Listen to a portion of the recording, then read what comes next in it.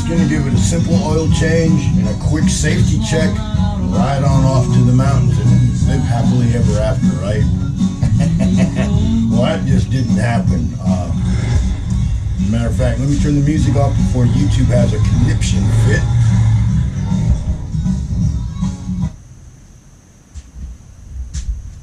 Arlo Guthrie, the motorcycle song.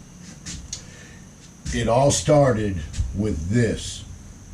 And of course, this little particular pigtail, dealer only item. But actually, it wasn't too bad. It was $26.95, including the light bulb, plus tax. This had gone bad. It was loose, and as you can see, that's burnt.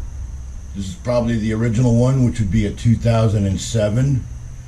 But it's loose in there, so if you wiggle it, it works, and then it vibrates and it don't work. So that would get me a couple of hefty tickets up there in the mountains, wouldn't it now? Yeah, so I'm told. Anyways, before I digress into a rant about that sort of nonsense in a tourist zone, let's get back to the motorcycle. So like I said,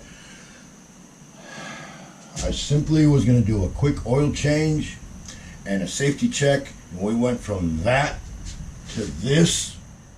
There was only one thing Ray could say was I don't want to go. I just want to ride on motorcycle. To this list, and that's just the stuff I remembered, okay? So now, what are we going to do?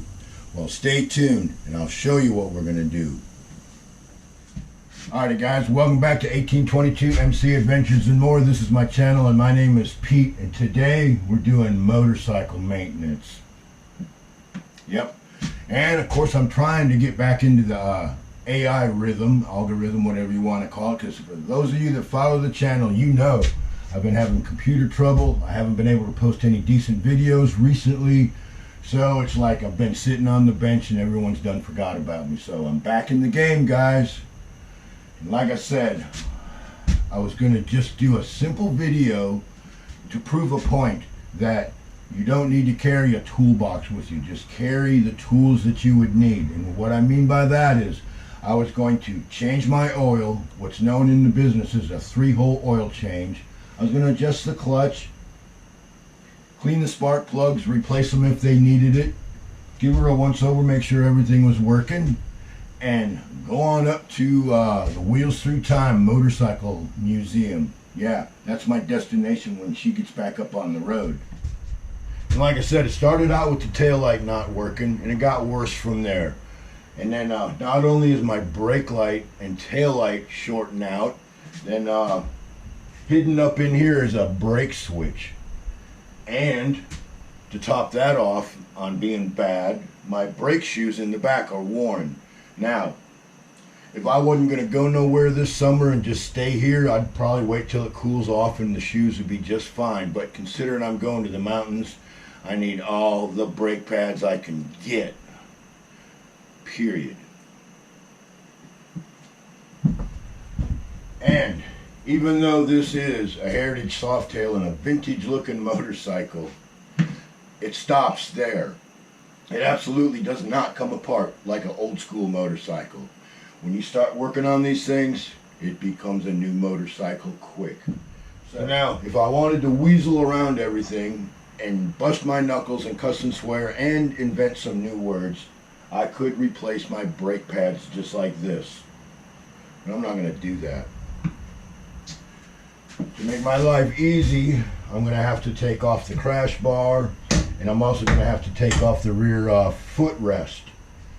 And to, believe it or not, you ready for this one? To replace the brake switch that's down here where you can't see it, I have to take the damn exhaust off. Yeah, how do you like that? So that means the heat shields come off, the equalizer tube in the back comes off, the pipes come off, the mufflers come off, all this comes off just so I can replace the itty bitty brake switch. Yeah, I can't believe they put it there. I really can't. Fuck you on that one, Harley. Anyways, This is just a quick video to get me back into the algorithm. What I will be doing in the future is I'll be showing you how I'm working on this. Because my original plan, like I said, was to show you how to work on a bike with your saddlebag tools. Because you only need a few tools when you're traveling. You're not going to rebuild your bike on the side of the fucking road. It's not 1975. Alright? Get that out of your head. But unfortunately, I see a lot of people that don't carry any damn tools. Then I ask them, why don't you have a tool bag on your bike? They're like, I don't want to take away from the style of my motorcycle. And I'm like, well, then you can just sit on the side of the road, dumb ass. And then you got the clown on the other end of the spectrum that drags practically his whole toolbox out. And he won't never work on his bike while he's traveling. We all will never work on our bike when we're traveling. Knock on wood. But if you got to do anything more than change a spark plug, adjust your fuel injection or your carburetor, monkey with the brakes a little bit, maybe possibly adjust your chain or belt, swap out a bulb for a light that's burned out, replace a fuse. If you're going to do anything more than that, you need to be in a fucking shop. Smarten the fuck up. It's 2023. You pull out your phone and you call the 1-800 number, the AMA number, American Motorcycle Association. I'm a member of that. They'll come pick me up and tow me to a shop. Problem solved.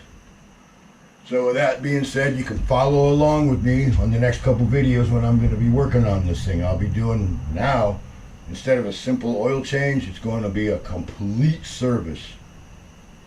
And of course, because I went to the Harley shop for that $26 pigtail, you cannot leave the Harley shop without spending $100 fucking dollars, right? That's what HD stands for. It stands for $100.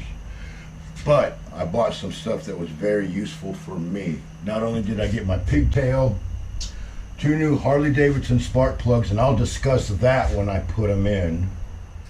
And I got some mirror extensions because I talked to the boys down there in the service department. Very nice, very respectable, very knowledgeable people. They don't make a standard OEM mirror with a longer stem.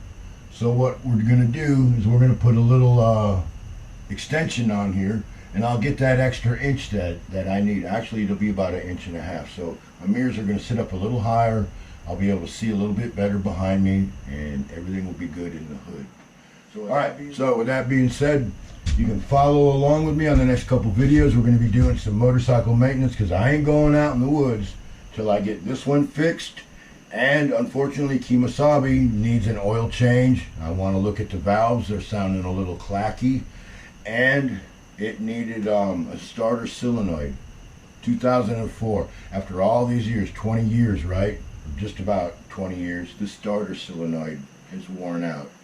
And it's probably not a 2004, and it's probably not a 2004 solenoid. It's probably one from 2000, 2001, 2002. Those things fit a broad spectrum of motorcycles, and they don't change the design of that too often. So no complaints. It was a very expensive part, but we'll talk about that when I work on Kemosabe. So thanks, guys. I'll see you on the next video. Stay tuned.